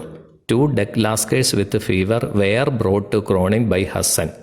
വെയർ ബ്രോട്ടാണ് നമ്മൾ ഉപയോഗിച്ചിരിക്കുന്നത്. കാരണം മുകളിൽ തന്നിരിക്കുന്ന ഈ ക്ലൂ പാസ്റ്റ് ടെൻസിലാണ്. പാസ്റ്റ് ടെൻസ് വരുമ്പോൾ was or were plus V3 ആണ് ഉപയോഗിക്കേണ്ടത്. അടുത്ത ക്ലൂവിലേക്ക് പോകാം. Both patients examined small pox confirmed. കണ്ടോ, ഇവിടെയും പാസ്റ്റ് ടെൻസ് ഉപയോഗിക്കുന്നത്. അതുകൊണ്ട് എളുപ്പമാണ്. Was or were plus V3 ഉപയോഗിച്ച് നമ്മൾ എഴുതിയാൽ മതി. Both patients were examined and small pox was confirmed. അടുത്തതായി evacuation room prepared, patients isolated. അതും പാസ്റ്റ് ടെൻസ് ആണ്. നമ്മൾ പാസീവ് വോയിസിലേക്ക് വരുമ്പോൾ evacuation room was prepared and patients were isolated. Was or were plus V3 ആണ് ഉപയോഗിച്ചിരിക്കുന്നത്. അടുത്തതായി all crew examined more cases identified. All crew examined more cases identified past ടെൻസിലാണ്. അപ്പോൾ was or were plus V3 ഉപയോഗിച്ച് എഴുതാം. All crew were examined and more cases were identified. അടുത്തതായി all patients isolated treated past ടെൻസിലാണ്. All patients were isolated and treated. Whole incident kept a secret. അതും past ടെൻസിലാണ്. അപ്പോൾ passive വോയിസിലേക്ക് വരുമ്പോൾ was or were plus V3. The whole incident was kept a secret. 2 dead അവസാനമായിട്ട് 2 dead rest survived small pox controlled prevented from spreading. ഇതും past ടെൻസിലാണ് അവതരിപ്പിച്ചിരിക്കുന്നത്. അപ്പോൾ നമ്മൾ എങ്ങനെയാണ് പാസീവ് വോയിസിലേക്ക് മാറ്റേണ്ടത്? 2 of the patients died and the rest survived. ആദ്യത്തെ ഭാഗം 2 of the patients died and the rest survived എന്നാണ് എഴുതുന്നത്. കാരണം 2 of the patients died by ആരാണ്, ആര് കാരണം, അങ്ങനെയുള്ള ഒരു കാര്യത്തിലേക്ക് വരുന്നില്ല. അതുകൊണ്ട് 2 of the patients died and the rest survived എന്ന് നമ്മൾ എഴുതുന്നു. അതിനുശേഷം അടുത്ത sentence small pox was controlled and was prevented from spreading. Was or were plus V3 ഉപയോഗിച്ചിരിക്കുന്നു.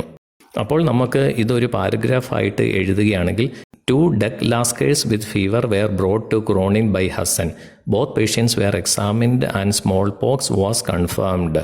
Evacuation room was prepared and patients were isolated. All crew were examined and more cases were identified. All patients were isolated and treated. The whole incident was kept a secret. 2 of the patients died and the rest survived. Smallpox was controlled and was prevented from spreading. അപ്പോൾ ഇങ്ങനെയാണ് നമ്മൾ എഴുതേണ്ടത്. ഇവിടെ ഞാൻ ഈ സെൻറ്റൻസുകളുടെ എല്ലാം passive form മാത്രമാണ് ഉപയോഗിച്ചിരിക്കുന്നത്, നിങ്ങൾക്ക് കൂടുതൽ മനസ്സിലാകുന്നതിനായി. അപ്പോൾ നിങ്ങൾക്ക് ഈ ആക്റ്റീവ് വോയിസ് പാസീവ് വോയിസ് മനസ്സിലായി എന്ന് കരുതുന്നു. നിങ്ങൾക്ക് മനസ്സിലാകുന്നില്ലെങ്കിൽ ഒന്നുകൂടി ഈ വീഡിയോ കാണുക. എന്തെങ്കിലും ഡൗട്ട്സ് ഉണ്ടെങ്കിൽ നിങ്ങൾക്ക് കമൻറ്റ് ബോക്സിൽ ചോദിക്കാവുന്നതാണ്. ഇനി നമുക്ക് എക്സ്റ്റെൻഡഡ് ആക്ടിവിറ്റീസിലേക്ക് പോകാം. 2 ആക്ടിവിറ്റീസ് കൂടി ഇവിടെ നൽകിയിട്ടുണ്ട്, നമുക്ക് നോക്കാം. Activity 1. Given below is a list of some of the cases in which first aid would be required. You may add more to the list. പെട്ടെന്ന് ഒരു ആക്സിഡൻറ്റ്, അപകടം നടന്നു കഴിഞ്ഞു കഴിഞ്ഞാൽ നമ്മൾ ഫസ്റ്റ് എയ്ഡ് കൊടുക്കണം, പ്രഥമ ശുശ്രൂഷ കൊടുക്കണം. കണ്ടോ, ഇവിടെ കുറച്ച് കാര്യങ്ങൾ കൊടുത്തിരിക്കുകയാണ്. അതിനൊക്കെ എന്തൊക്കെയാണ് ഫസ്റ്റ് എയ്ഡ്, പ്രഥമ ശുശ്രൂഷ എന്തൊക്കെയാണ് എന്നാണ് നമ്മൾ കണ്ടെത്തേണ്ടത്. 5 കാര്യങ്ങൾ ഇവിടെ കൊടുത്തിട്ടുണ്ട്. 2 കാര്യങ്ങൾ കൂടെ നമ്മൾ ഇവിടെ ചേർക്കുക. അതിനുശേഷം അതുമായി ബന്ധപ്പെട്ട ഫസ്റ്റ് എയ്ഡ്, പ്രഥമ ശുശ്രൂഷ എന്താണ് എന്നാണ് നമ്മൾ എഴുതേണ്ടത്. Injured leg bleeding, fractured hand, burned fingers, fits, snake bite. 5 കാര്യങ്ങൾ കൊടുത്തിരിക്കുന്നു. 2 കാര്യങ്ങൾ കൂടെ നമ്മളിവിടെ കൂട്ടിച്ചേർക്കണം. ചോദ്യം ചോദിച്ചിരിക്കുന്നു, what first aid would you give in these situations? ഈ അപകടങ്ങളിൽ ഇങ്ങനെയുള്ള ഒരു സാഹചര്യം വരുമ്പോൾ നമ്മൾ എന്ത് പ്രഥമ ശുശ്രൂഷയാണ് നൽകുന്നത്? Search the internet or seek the help of a medical practitioner to collect the details. ഇൻ്റർനെറ്റിൽ തിരഞ്ഞുകൊണ്ട് ഇതിൻ്റെ പ്രഥമ ശുശ്രൂഷകൾ നിങ്ങൾ എഴുതുക. അല്ലെങ്കിൽ നിങ്ങൾ ഒരു ആരോഗ്യ രംഗത്ത് സേവനമനുഷ്ഠിക്കുന്ന ഒരാളോട് ചോദിച്ച് എഴുതുക. Form groups and prepare A first aid chart for the emergency situations given above. Include visuals and precise instructions. നിങ്ങൾ ക്ലാസ്സിലാണെങ്കിൽ ഗ്രൂപ്പായിട്ട് ഇരുന്നു കൊണ്ട് ഒരു ഫസ്റ്റ് എയ്ഡ് ചാർട്ടൊക്കെ തയ്യാറാക്കുകയും അവതരിപ്പിക്കുകയും ഒക്കെ ചെയ്യേണ്ടതാണ്. ഇപ്പോൾ നമുക്ക് എന്തൊക്കെയാണ് ഇതിൻ്റെ പ്രഥമ ശുശ്രൂഷകൾ, ഫസ്റ്റ് എയ്ഡുകൾ എന്തൊക്കെയാണ് എന്ന് നമുക്ക് നോക്കാം. ഇഞ്ചൂർഡ് ലെഗ്, കാല് മുറിയുകയും രക്തം പോകുകയും ചെയ്യുന്ന സമയത്ത് എന്താണ് ചെയ്യേണ്ടത് എന്ന് നമുക്ക് നോക്കാം. If there is bleeding, press firmly over the site with a clean cloth until it stops. വൃത്തിയുള്ള ഒരു തുണി കൊണ്ട് മുറിവേറ്റിരിക്കുന്ന മുറിവുള്ള ഭാഗത്ത് അല്ലെ രക്തം പോകുന്ന ഭാഗത്ത് ശക്തിയായി അമർത്തിപ്പിടിക്കുക. Clean with lukewarm running water and gently pat dry. നല്ല വെള്ളം ഉപയോഗിച്ചുകൊണ്ട് മുറിവുകൾ കഴുകുക. അതിനുശേഷം അത് ഉണങ്ങുവാൻ അനുവദിക്കുക. If the skin is broken, apply a thin layer of antibiotic ointment and then cover with a bandage. നന്നായിട്ട് മുറിവുണ്ടെങ്കിൽ അവിടെ ആൻറ്റിബയോട്ടിക് ഓയിൻമെൻറ്റ് പുരട്ടുകയും ഒരു ബാൻഡേജ് വെച്ച് ചുറ്റുകയും ചെയ്യുക. അടുത്തായി fractured hand. Fractures are broken bones and they can occur as a result of falls or other harsh impacts. ഫ്രാക്ചറുകൾ ഉണ്ടാകുക എന്ന് പറഞ്ഞു കഴിഞ്ഞാൽ നമ്മുടെ എല്ലുകൾ പൊട്ടുകയോ തകരാറ് സംഭവിക്കുകയോ ചെയ്യുന്നതാണ്.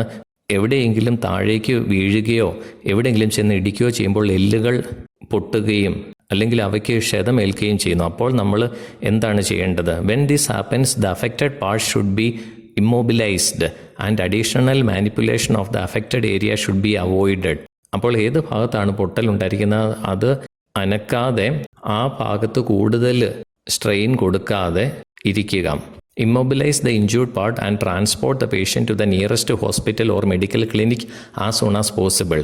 ക്ഷതം സംഭവിച്ച ആ ഭാഗം കൂടുതൽ ഇളകുകയൊന്നും ചെയ്യാതെ എത്രയും പെട്ടെന്ന് ഹോസ്പിറ്റലിലേക്ക് കൊണ്ടുപോവുക. അടുത്തായി ബേൺ ഫിംഗേഴ്സ്. കൈ പൊള്ളുകയാണെങ്കിൽ എന്താ ചെയ്യേണ്ടത്? Immediately hold injury under cold running water or apply a cold wet towel until the pain subsides. ഉടൻ തന്നെ തണുത്ത വെള്ളത്തിൽ കൈ മുക്കി പിടിക്കുക. കൂടാതെ നല്ല നനഞ്ഞ ഒരു ടവല് കൊണ്ട് ഈ പൊള്ളിയ ഭാഗത്ത് പൊത്തിപ്പിടിക്കുക, വേദന കുറയുന്നിടം വരെ. അടുത്തതായി ഫിറ്റ്സ്. ചുഴലി ഉണ്ടാവുകയാണെങ്കിൽ എന്താ ചെയ്യേണ്ടത്? Stay with the person until the seizure ends and he or she is fully awake. Fits വരുമ്പോൾ, ചുഴലി വരുമ്പോൾ ബോധം കിട്ടുന്നിടം വരെ ആ വ്യക്തിയുടെ കൂടെ ആയിരിക്കുക. അതിനുശേഷം ആ വ്യക്തിയെ ഒരു സുരക്ഷിതമായ ഒരു ഇരിപ്പിടത്തിലേക്ക് അല്ലെങ്കിൽ കട്ടിലിലേക്ക് കിടത്തുക. Once they are alert and able to communicate, tell them what happened in very simple terms. അവർക്ക് ബോധം വന്നു കഴിയുമ്പോൾ അല്ലെങ്കിൽ സംസാരിക്കാൻ സാധിക്കുന്ന സമയത്ത് നടന്ന സംഭവങ്ങളൊക്കെ വളരെ ലളിതമായി അവതരിപ്പിക്കുക. Offer to call a taxi or another person to make sure the person gets home safely.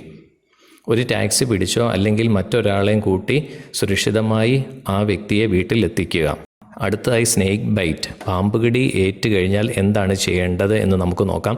Move the person beyond striking distance of the snake. പാമ്പുകടി ഏറ്റു എന്നറിഞ്ഞു കഴിഞ്ഞാൽ ഉടനെ ആ സംഭവ സ്ഥലത്തു നിന്ന് വീണ്ടും കടി ഏൽക്കാതിരിക്കാനായി ആ വ്യക്തിയെ മാറ്റുക. Have the person lie down with wound below the heart. ഹൃദയത്തിൻ്റെ ഭാഗം മുകളിൽ ആകുന്ന രീതിയിൽ അദ്ദേഹത്തെ നിലത്ത് കിടത്തുക. Keep the person calm and at rest, remaining as still as possible to keep venom from spreading. വളരെ ശാന്തമായി അദ്ദേഹത്തെ കിടത്തുക. ഒത്തിരി അനങ്ങാനൊന്നും അനുവദിക്കരുത്. അങ്ങനെ അനുവദിച്ചു കഴിഞ്ഞാൽ വിഷം കൂടുതൽ പെട്ടെന്ന് സ്പ്രെഡ് ആകും. Cover the wound with loose sterile bandage. ഒരു ബാൻഡേജ് വെച്ച് അത്ര മുറുക്കമില്ലാതെ മുറിവ് വെച്ച് കെട്ടുക. Remove any jewellery from the area that was bitten. കടിയേറ്റ ഭാഗത്ത് എന്തെങ്കിലും വളയോ മോതിരവോ അങ്ങനെ എന്തെങ്കിലും ഉണ്ടെങ്കിൽ അത് മാറ്റുക. കാരണം ആ ഭാഗം നീര് വെച്ച് കഴിഞ്ഞ് കഴിഞ്ഞാൽ പിന്നീട് ഈ ജുവലറി ഊരി മാറ്റുവാൻ സാധിക്കാതെ വരും. അത് കൂടുതൽ പ്രശ്നങ്ങൾ ഉണ്ടാക്കും. Remove shoes if the leg or foot was bitten. കാലിലാണ് കടി ഏറ്റിട്ടുള്ളതെങ്കിൽ ഉടൻ തന്നെ ചെരുപ്പ് അല്ലെങ്കിൽ ഷൂസ് എല്ലാം ഊരി മാറ്റുക. Transport the patient to the nearest hospital or medical clinic as soon as possible. എത്രയും പെട്ടെന്ന് അടുത്തുള്ള ഹോസ്പിറ്റലിൽ എത്തിക്കുക. അടുത്തതായി 2 കാര്യങ്ങൾ കൂടി നമ്മളായിട്ട് കൂട്ടിച്ചേർക്കണം. നമ്മളിവിടെ 2 കാര്യങ്ങൾ എഴുതിയിട്ടുണ്ട്. നോസ് ബ്ലീഡ്, മൂക്കിലൂടെ രക്തം വരിക. Have the person sit up straight and lean forward slightly. ഒരു കസേരയിൽ സ്ട്രെയിറ്റ് ആയിട്ട് ഇരുത്തുക, അതിനുശേഷം മുന്നിലേക്ക് അല്പം കുനിക്കുക. Don't have the person lie down or tilt the head backward. കിടത്തുകയോ അല്ലെങ്കിൽ തല മുകളിലേക്ക് ആക്കുകയോ ഒന്നും ചെയ്യരുത്. With thumb and index finger firmly pinch the nose just below the bone up against the face. മൂക്കിൻ്റെ എല്ലിൻ്റെ താഴെയായിട്ട് 2 വിരലുകൾ കൊണ്ട് അമർത്തുക. Apply pressure for 5 minutes. അങ്ങനെ 5 മിനിറ്റ് പ്രഷർ കൊടുക്കുക. Time yourself with a clock. കൃത്യം 5 മിനിറ്റത്തേക്ക് ഒരു ക്ലോക്ക് നോക്കി ഇത് നൽകുക. If bleeding continues after 5 minutes repeat the process. 5 മിനിറ്റിന് ശേഷവും രക്തം വരികയാണെങ്കിൽ വീണ്ടും ഇത് തുടരുക. ഇനി ഇലക്ട്രിക് ഷോക്ക്. ഒരു ഇലക്ട്രിക് ഷോക്ക് ഉണ്ടാവുകയാണെങ്കിൽ എന്താണ് ചെയ്യേണ്ടതെന്ന് നമുക്ക് നോക്കാം. If someone has had an electric shock, switch off the electrical current at the mains to break the contact between the person and the electrical supply. ഒരു ഇലക്ട്രിക് ഷോക്ക് ഉണ്ടാകുകയാണെങ്കിൽ ഉടൻ തന്നെ മെയിൻ സ്വിച്ച് ഓഫ് ചെയ്യുകയും electric contact അങ്ങനെ വിച്ഛേദിക്കുകയും ചെയ്യുക. If not, move the source away from you and the person using a dry non conducting object made of cardboard, plastic or wood. ഇനി main switch off ചെയ്യാൻ പറ്റാത്ത അവസ്ഥയാണെങ്കിൽ ഒരു തടി കൊണ്ടോ ഒരു പ്ലാസ്റ്റിക് കൊണ്ടോ അല്ലെങ്കിൽ ഒരു കാർഡ്ബോർഡ് കഷ്ണം കൊണ്ടോ ആ ഇലക്ട്രിസിറ്റിയുമായിട്ട് ഉള്ള ബന്ധം അടിച്ച് വിച്ഛേദിക്കുക. Cover any burned areas with a sterile gauze bandage if available or a clean cloth. ഒരു നല്ല തുണി വെച്ച് പൊള്ളിയ ഭാഗം പെട്ടെന്ന് പൊതിയുക. Don't use a blanket or towel because loose fibres can stick to the burns. തോർത്തോ ബ്ലാങ്കറ്റോ ഉപയോഗിക്കരുത്, കാരണം അവ ഉപയോഗിക്കുകയാണെങ്കിൽ അതിലെ നാരുകൾ ഈ പൊള്ളിയ ഭാഗത്ത് ഒട്ടിപ്പിടിക്കുവാൻ സാധ്യതയുണ്ട്. ഇനി എക്സ്റ്റെൻഡഡ് ആക്ടിവിറ്റീസിലെ 2ാമത്തെ ആക്ടിവിറ്റിയിലേക്ക് നമുക്ക് പോകാം. ഇത് നിങ്ങൾക്ക് തന്നെ ചെയ്യാവുന്ന ഒരു കാര്യമാണ്. നമുക്ക് നോക്കാം. In the short story the sarang of Ranaganji, you had read about the heroic action of the narrator and the sarang to save the lives of the crew and the passengers of the ship. While moments of crisis push many of us into action, they elevate some of us to the level of martyrs who sacrifice their lives for the common good. Here is an excerpt from the essay On Courage, written by A.G. Gardner about one such supreme sacrifice. റാണാഗഞ്ചിയുടെ സ്രാങ്ക് എന്ന ചെറുകഥയിൽ നിങ്ങൾ കപ്പലിലെ യാത്രക്കാരുടെയും ജോലിക്കാരുടെയും ജീവൻ രക്ഷിക്കാൻ വേണ്ടിയുള്ള ആഖ്യാതാവിൻ്റെയും സ്രാങ്കിൻ്റെയും വീരോചിതമായ നടപടികളെക്കുറിച്ച് വായിച്ചിട്ടുണ്ട്. പ്രതിസന്ധിയുടെ നിമിഷങ്ങളിൽ നമ്മളിൽ പലരും പ്രവർത്തനത്തിലേക്ക് പോകുകയും അവരിൽ ചിലർ രക്തസാക്ഷികളുടെ, അതായത് പൊതുനന്മയ്ക്കായി ജീവൻ ബലി അർപ്പിക്കുന്നവരുടെ തലത്തിലേക്ക് ഉയരുകയും ചെയ്യുന്നു. A.G. ഗാർഡനർ എഴുതിയ അത്തരത്തിലുള്ള ഒരു കഥയെക്കുറിച്ചുള്ളതാണ് ഈ ഉപന്യാസം.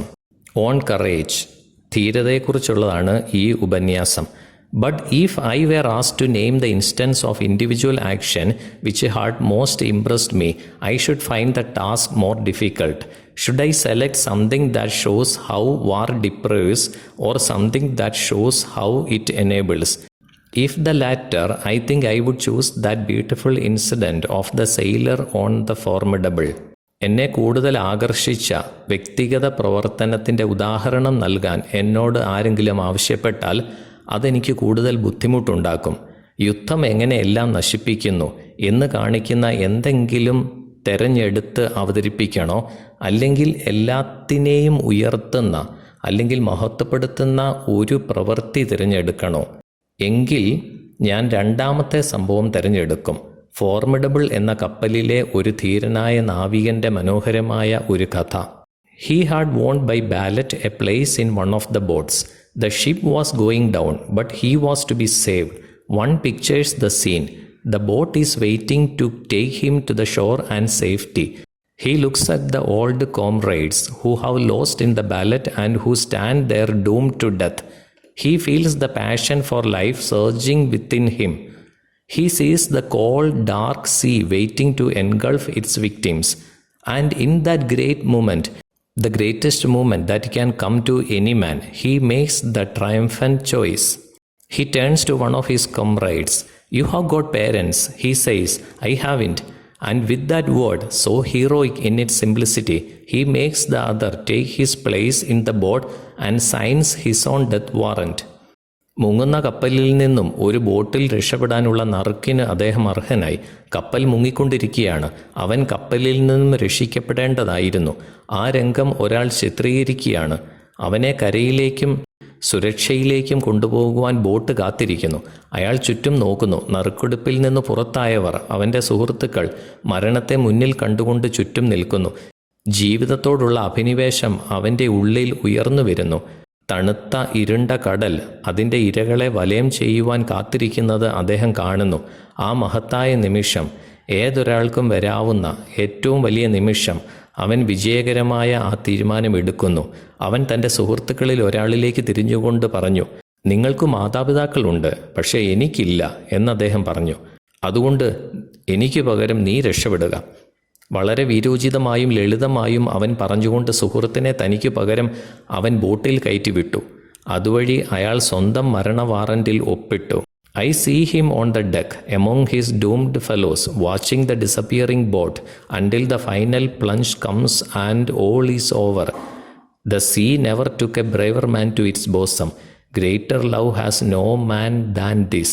അയാളുടെ കൂടെയുള്ള മുങ്ങിത്താഴാൻ വിധിച്ചിരുന്ന കൂട്ടാളികൾക്കിടയിൽ നിന്നുകൊണ്ട് അയാൾ തൻ്റെ സുഹൃത്തിനെയും കൊണ്ട് ബോട്ട് പോകുന്നത് നോക്കി നിൽക്കുന്നത് ഞാൻ കണ്ടു.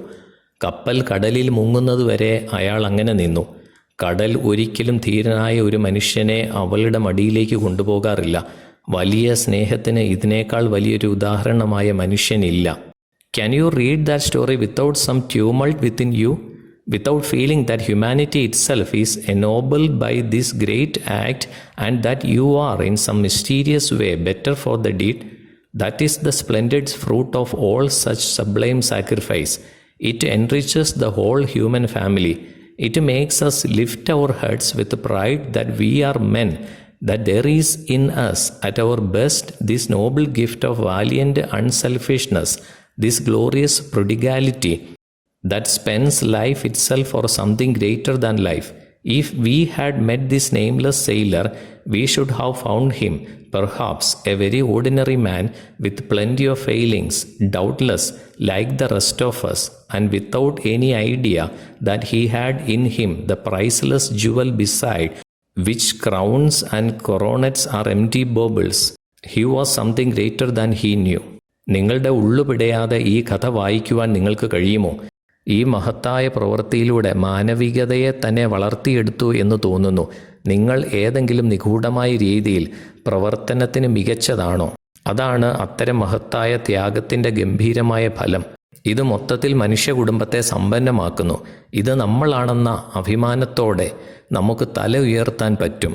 ജീവിതത്തേക്കാൾ വലുതായ മറ്റെന്തിനോ വേണ്ടിയുള്ള ഈ അതിശയകരമായ പ്രവൃത്തി. പേരില്ലാത്ത ഈ നാവികനെ നമ്മൾ കണ്ടുമുട്ടിയിരുന്നെങ്കിൽ നമ്മൾ അദ്ദേഹത്തെ ഒരു സാധാരണ മനുഷ്യനോടൊപ്പം കണ്ടെത്തുമായിരുന്നു. ധാരാളം പരാജയങ്ങൾ, ആശങ്കകൾ ഉള്ള ഒരു സാധാരണക്കാരനായിരിക്കാം അയാൾ. തൻ്റെ ഉള്ളിൽ ഇങ്ങനെയുള്ള വലിയൊരു രത്നം പോലെയുള്ള ത്യാഗമനോഭാവം ഉണ്ടെന്നു പോലും അറിയാതെയുള്ള ഒരാളാവാം ചിലപ്പോൾ അയാൾ. അവൻ്റെ മുന്നിൽ കിരീടങ്ങളും തലപ്പാവുകളും വെറും വില കുറഞ്ഞ വസ്തുക്കൾ. അവൻ അറിയാമായിരുന്നതിനേക്കാൾ അവൻ വലിയവനായിരുന്നു. ഇതാണ് ഉപന്യാസം. ഇതിനുശേഷം ഒരു ചോദ്യം ചോദിച്ചിരിക്കുന്നു, നമുക്ക് നോക്കാം. The sea never took a braver man to its bosom. What does Gardner mean by this expression? Do you agree with Gardner? Write your views in a paragraph. കടൽ ഒരിക്കലും ധീരനായ ഒരു മനുഷ്യനെ അതിൻ്റെ മടിയിലേക്ക് കൊണ്ടുപോകില്ല. ഈ പദപ്രയോഗം വഴി ഗാർഡനർ എന്താണ് അർത്ഥമാക്കുന്നത്? ഗാർഡനറുമായി നിങ്ങൾ യോജിക്കുന്നുണ്ടോ? ഒരു ഖണ്ഡികയിൽ നിങ്ങളുടെ കാഴ്ചപ്പാടുകൾ എഴുതുക. നമുക്ക് ഉത്തരത്തിലേക്ക് പോകാം. I do agree with A.G. Gardiner. A.G. ഗാർഡനറുമായി ഞാൻ യോജിക്കുന്നു. The ship named Formidable was sinking. Formidable എന്ന കപ്പൽ മുങ്ങുകയായിരുന്നു. Only a few could be saved by using the life boats. Life ബോട്ടുകൾ ഉപയോഗിച്ച് കുറച്ചുപേരെ മാത്രമേ രക്ഷിക്കാൻ കഴിയൂ. So lots were taken to see who will be taken in the boats to safety. അതിനാൽ ആരെയാണ് ബോട്ടുകളിൽ സുരക്ഷിതരായി കൊണ്ടുപോകേണ്ടത് എന്നതിനെക്കുറിച്ച് നറുക്കിട്ടാണ് തീരുമാനിച്ചത്. A sailor gets the lot and he can board the boat to safety. ഒരു നാവികന് നറുക്ക് ലഭിച്ചു.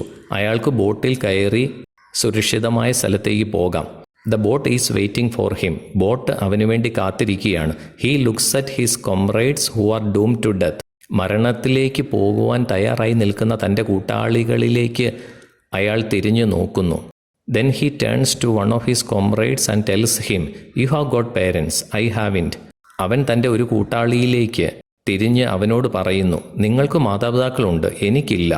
He then makes the comrade take his seat on the boat and thus signs his own death warrant. തുടർന്ന് അദ്ദേഹം കൂട്ടാളിയെ ബോട്ടിലിരുത്തുകയും അങ്ങനെ സ്വന്തം മരണ വാറന്റിൽ ഒപ്പിടുകയും ചെയ്യുന്നു. The doomed ship sinks, taking with it the courageous sailor who offered his place to his comrade. തൻ്റെ സഖാവിന് തൻ്റെ സ്ഥലം വാഗ്ദാനം ചെയ്ത ധീരനായ നാവികനെ കൂട്ടി കപ്പൽ മുങ്ങുന്നു. There is no sacrifice greater than giving one's life for another person. മറ്റൊരാൾക്ക് ജീവൻ നൽകുന്നതിനേക്കാൾ വലിയ ത്യാഗമില്ല. We also admire his courage and sacrifice. അദ്ദേഹത്തിൻ്റെ ധൈര്യത്തെയും ത്യാഗത്തെയും നമ്മൾ അഭിനന്ദിക്കുന്നു. What he did is true heroism. അദ്ദേഹം ചെയ്തത് യഥാർത്ഥ വീരത്വമാണ്. അടുത്തതായി 2 ചിത്രങ്ങൾ ഇവിടെ നൽകിയിരിക്കുകയാണ്. Now examine the pictures carefully. ഈ 2 ചിത്രങ്ങളും നിങ്ങൾ വിലയിരുത്തുക. ഈ 2 ചിത്രങ്ങൾക്ക് താഴെയായിട്ട് ചോദ്യങ്ങൾ ചോദിച്ചിരിക്കുന്നു. Can you recognise the ship and the incident? ഈ കപ്പലും സംഭവം നിങ്ങൾക്ക് തിരിച്ചറിയുവാൻ കഴിയുമോ? ഉത്തരം എഴുതാം. The ship is the Titanic and the incident is it sinking on 14th April 1912 as it collided with an iceberg. കപ്പൽ ടൈറ്റാനിക് ആണ്. സംഭവം 1912 ഏപ്രിൽ 14 മഞ്ഞുമലയുമായി കൂട്ടിയിടിച്ച് കപ്പൽ മുങ്ങുകയാണ്. Do you know how the passengers and the crew of the ship responded to this situation? കപ്പലിൻ്റെ യാത്രക്കാരും ജോലിക്കാരും ഈ അവസ്ഥയോട് എങ്ങനെ പ്രതികരിച്ചുവെന്ന് നിങ്ങൾക്കറിയാമോ? Yes, we know. അതെ, ഞങ്ങൾക്കറിയാം. The passengers responded quite bravely. യാത്രക്കാർ ധീരമായാണ് പ്രതികരിച്ചത്. Some passengers showed the greatest acts of courage, heroism and sacrifice. ചില യാത്രക്കാർ ധൈര്യം, വീരത്വം, ത്യാഗം എന്നിവയുടെ ഏറ്റവും വലിയ ഉദാഹരണങ്ങൾ കാണിച്ചു. പ്രിയപ്പെട്ട വിദ്യാർത്ഥികളെ, ദ സെറാങ് ഓഫ് റാണാഗഞ്ചി എന്ന പാഠഭാഗവുമായി ബന്ധപ്പെട്ടുള്ള മുഴുവൻ കാര്യങ്ങളും നമ്മൾ പഠിച്ചു കഴിഞ്ഞിരിക്കുകയാണ്. ഇനി നമുക്ക് അടുത്ത വീഡിയോയിൽ കാണാം. Thank you so much for watching.